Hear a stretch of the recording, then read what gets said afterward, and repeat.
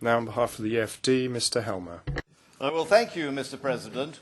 We have had bailout funds, we have had stability mechanisms, we have had ringing assurances, and now we have a nascent banking union, although Bundesbank lawyers suggest that it may lack a sound legal basis. But be that as it may, none of these initiatives addresses the fundamental imbalances of the Eurozone. How on earth do you imagine that common banking supervision will address Greek competitiveness or unwind excessive trade surpluses in Germany?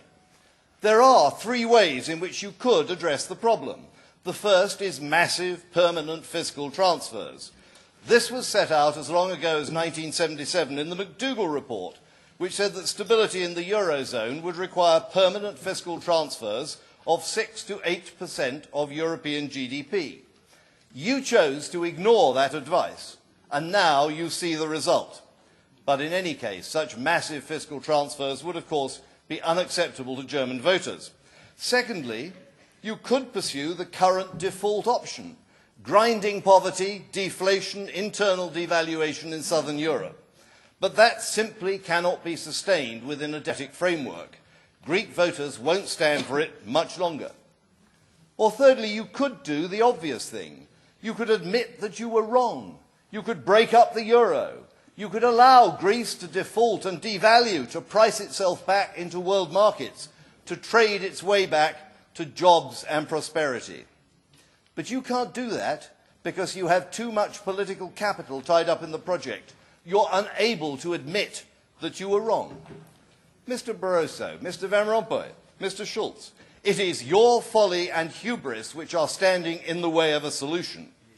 They say that Nero fiddled while Rome burned. You, gentlemen, are fiddling while Athens starves. In my country, we can see this. That is why we are demanding a referendum on EU membership. That is why we shall be better off out. I am rather surprised that Mr. Dole is unable to understand the reasons why Britain wants a new relationship with Europe, but Mr. Dole, I will be extremely happy to explain it to you. Thank you. Vielen Dank. Thank you. Thank you, Mr. Helmer. Well, thank you, Mr. President, and can I thank Mr. Barroso and Mr. Van Rompuy for their replies. But I think their replies demonstrate much more easily and clearly than I possibly can do myself that they may have replies, but they don't have answers. Mr. Barroso is proud of the fact that we have stood by the euro. Mr. Barroso, it would have been an awful lot better if you'd stood by the citizens who are suffering from the euro. You call for more democracy at the European level. You don't seem to understand that democracy requires a demos. It requires common public opinion, which simply doesn't exist across Europe. If you want a democratic Europe, it can only be achieved by a Europe of democratic nations. Democracy at the European level is simply a farce that cannot be achieved. We've heard calls for more fiscal and economic integration, but within a single currency zone, you have abandoned the economic levers of separate monetary policy. Arguably, there is therefore more need for separate fiscal policy if you want to achieve any coordination within the zone. We have seen a whole series of initiatives, as I said in my earlier remarks. None of them seems to work. We wanted to restore confidence, we wanted growth, we wanted jobs. We haven't achieved any of those things.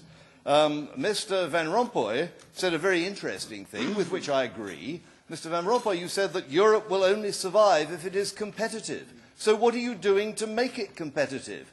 There is a massive weight of excessive regulation that needs to be got rid of if you want to make European economies competitive again. We need lower taxes. Above all, we need to abandon Europe's absurd green energy policies, which are giving Europe the most expensive energy in the world. We will never compete with those sort of energy prices. I believe, gentlemen, that you are running on empty. The euro and the EU are on borrowed time. The European Union is beyond reform. It deserves to be put out of its misery.